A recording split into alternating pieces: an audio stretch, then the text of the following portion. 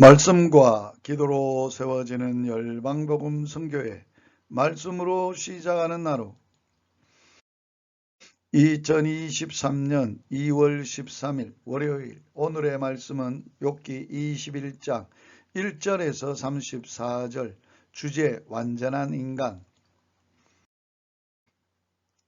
본문은 욥이 소발의 2차 변론에 대한 반론입니다. 욥은 친구들의 고정관념에 대하여 반박하기 시작하였습니다.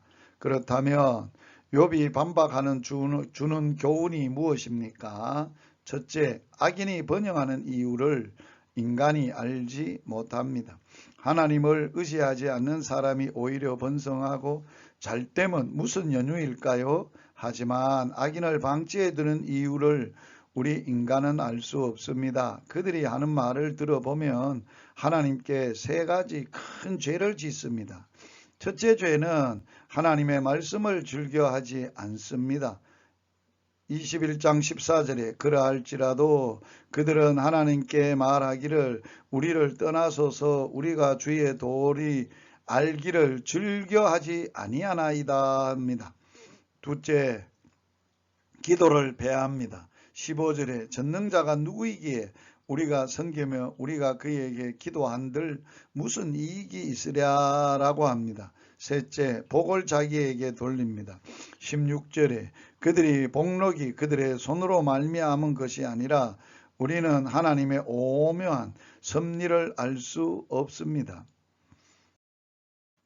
둘째, 악인이 고난을 받지 않은 이유를 인간이 알지 못합니다. 욥의 친구 빌닷은 악인이 급작스럽게 몰락한다고 확신하였습니다. 하지만 욥은 빌닷의 말이 모든 경우에 적용되는 것에 대해 의심합니다.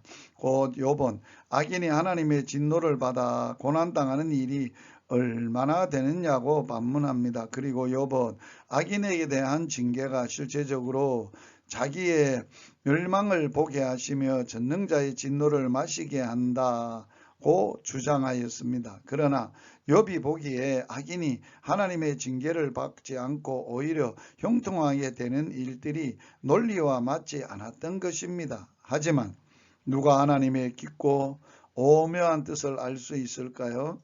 악인이 고난받지 않는 것을 인간이 알 수 없습니다. 셋째, 하나님의 무한한 섭리를 인간이 알지 못합니다. 하나님께서 이 세상을 통치하시는 신비를 다 알 수 없습니다. 인생이란 욥의 친구들이 제시하는 것처럼 그렇게 단순한 논리로 설명할 수 있는 것이 아닙니다.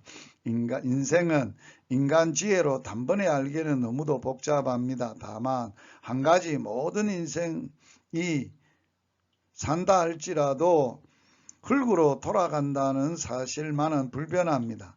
욥은 여기에 대한 깊은 의무를 토로함으로써 여호와 하나님의 섭리에 대하여 알 수 없는 인간의 한계를 말하고 있습니다.